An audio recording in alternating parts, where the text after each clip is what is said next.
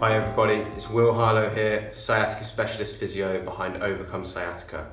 And today I just want to answer a question that I was asked earlier in the week. That question is, how does an anterior pelvic tilt affect sciatica? Let's dive into it.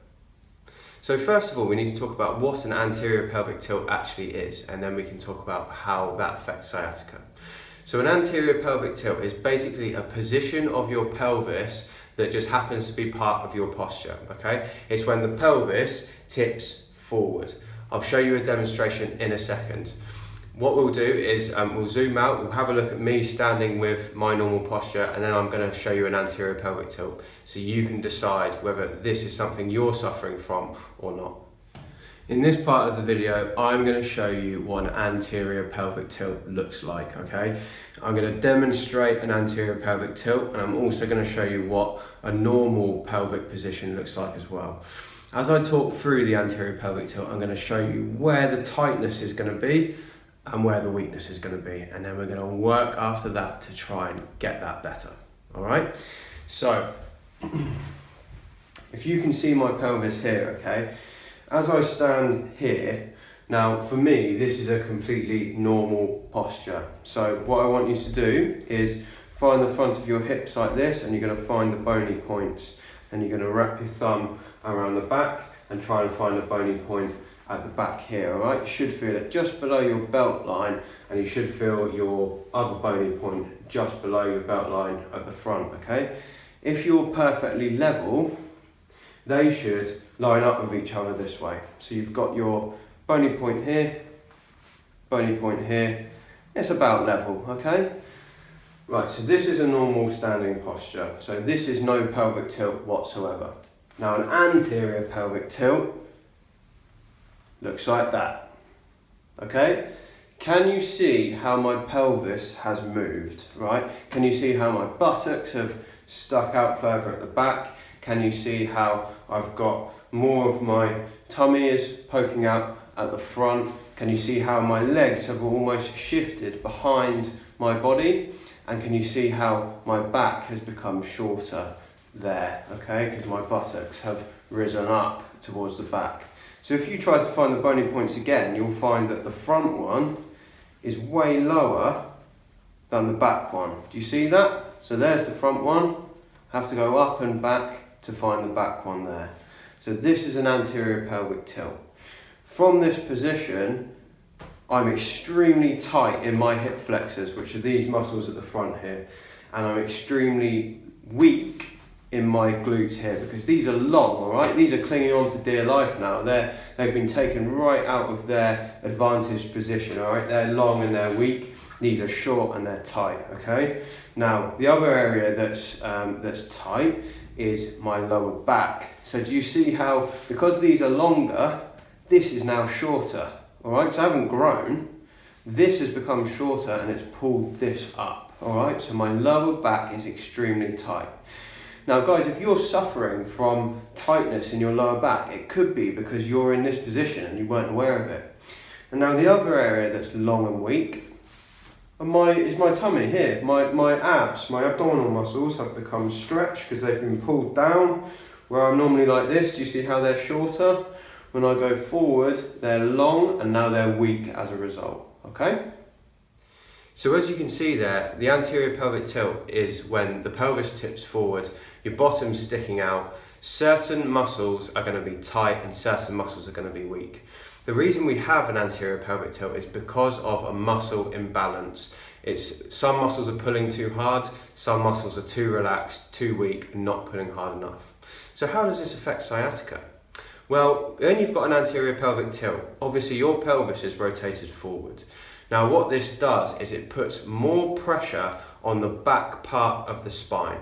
Now we know from reviewing our anatomy of the spine, and anyone with sciatica will know this, that the nerves exit the spine right at the back. So if we have an anterior pelvic tilt, everything at the back is compressed, including those nerve roots. Now if one of your nerves at the back is pinched slightly, that rotation that you get with an anterior pelvic tilt is going to make the compression worse, all right? So having an anterior pelvic tilt, if that's part of your normal posture, is probably not going to help you get better. And today I want to give you a few strategies that you can use to correct that problem. So now we know what the anterior pelvic tilt looks like. We know which areas are tight and we know which areas are weak. For us to fix that imbalance, we're going to need to A, stretch the areas that are tight, and B, strengthen the areas that are weak. So I've got 2 exercises for you today to build into your routine if you feel that you're suffering from an anterior pelvic tilt. The first one is going to try and fix those tight hip flexors that are pulling the pelvis forward into that anterior tilted position and giving you that duck-like look. And the other one is going to be to strengthen up your tummy muscles and help you pull everything forward into a more neutral position of the pelvis.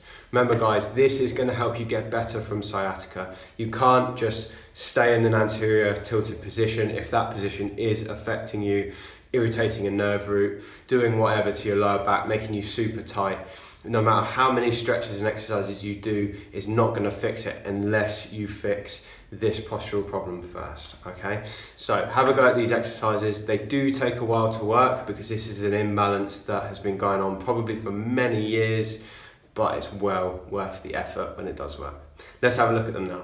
Okay guys, for this first exercise, all you're going to need to use is your bed, all right?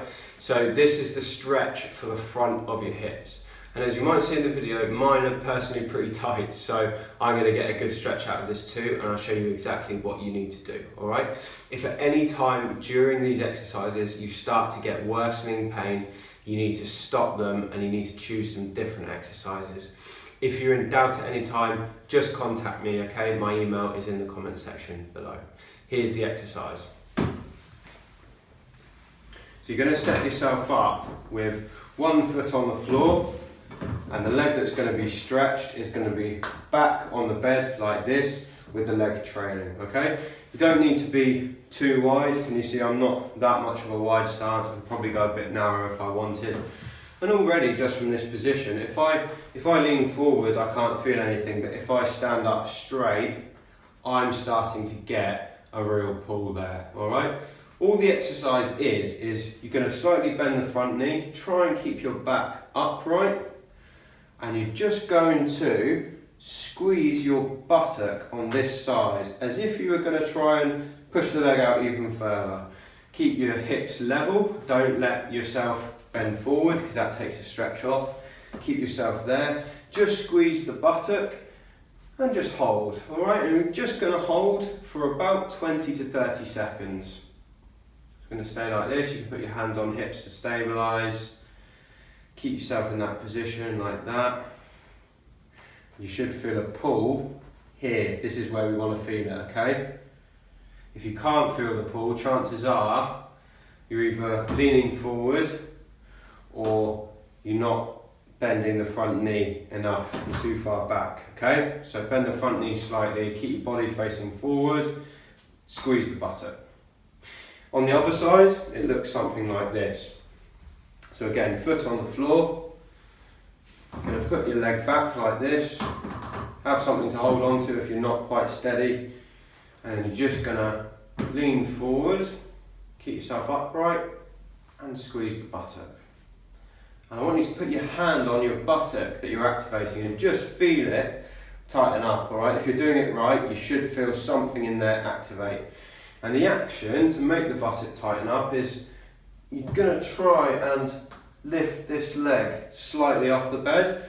You're only going to use about 20% of your effort, so the leg's not going to come off the bed. You're just going to use it enough to feel it tighten up. And you hold, 20 seconds, and then stop, all right? Do that one a few times a day. Whenever you get 2 minutes, just give it a try. Now the second exercise we're going to do is the one that strengthens up this area of the tummy, all right? It's going to pull everything back in, pull the pelvis back into a more neutral position and let that lower back heal, all right?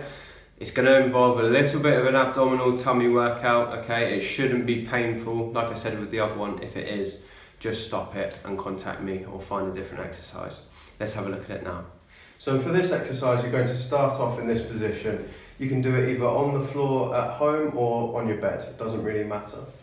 If you're anteriorly tilted, what you'll probably notice is that as you lay here, you're probably able to get your hand underneath here quite easily, because that's the position you quite like to be in, okay? Don't worry about that yet, we're gonna work with that, okay? So have a feel here. Can you get your hand under? If you can, that gives you a good marking point for where to start. Now, what I want you to do to start off this exercise is you're first of all going to close the gap under here without lifting your bottom off the bed, okay? So I start like this, and I just rotate my pelvis back and I tighten up my tummy muscles just a little bit, enough so I can't get my hand under there anymore. And just doing that might actually be quite a challenge for some people. And if it is, that's fine. I want you to leave that there as your exercise, so just do that. And if it was challenging, you would just rotate back. You would hold for 10 to 20 seconds, then relax. Then rotate back, hold for 10 to 20 seconds, keeping this nice and firm, keeping the bottom down, making sure there's no gap, then relaxing. However, for some people that's going to be very easy and it's probably not going to do a lot. For those people, I want you to do something slightly different. So we're going to start off by closing the gap, don't let the bottom rise up, okay? Keep yourself nice and steady. Then what you're going to do is you're going to lift a leg with a bent knee, hold it there, and now you're going to try and lift the other leg, hold it there. Don't let this rise up. What you'll want to do is that, because that's easy, because I can just hang like that now, but it's not good for my back. So you want to keep this down, keep this switched on. You're going to hold for a few seconds, then you're going to lower one leg, down, then the other leg, down, and then you can relax, okay?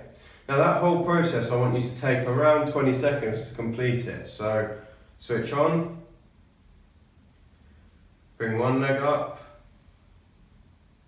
keep yourself steady, this is the hard part, lift the other up, keep yourself steady, drop one, keep it steady, drop two, keep it steady, and relax. And that's it. And you're going to repeat that for about 2 or 3 minutes. If you can do that once or twice a day, that is going to go a million miles towards fixing that anterior pelvic tilt for you.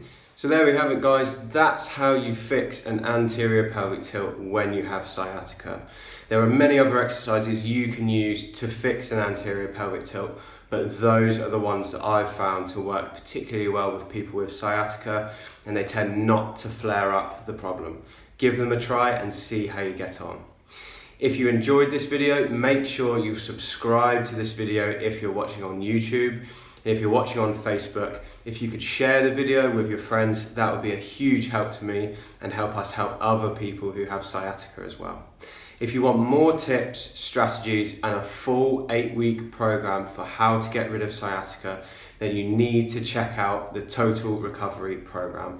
It's the most comprehensive thing I've ever built for people with sciatica. It's an 8-week video course, and it's probably not available quite yet as I'm recording this video. So if you're watching quite recently, then if you scroll down from this video and have a look at the link, you can register your interest and read more about the program and how it can help you get back to the things that you've had to give up because of sciatica.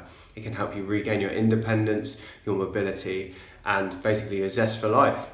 If you're watching this in the future, the program may already be available, in which case follow the link and have a look and see how you can get your hands on it and start recovering in as little as a few weeks from now. Thanks for watching, and I look forward to seeing you on the next video.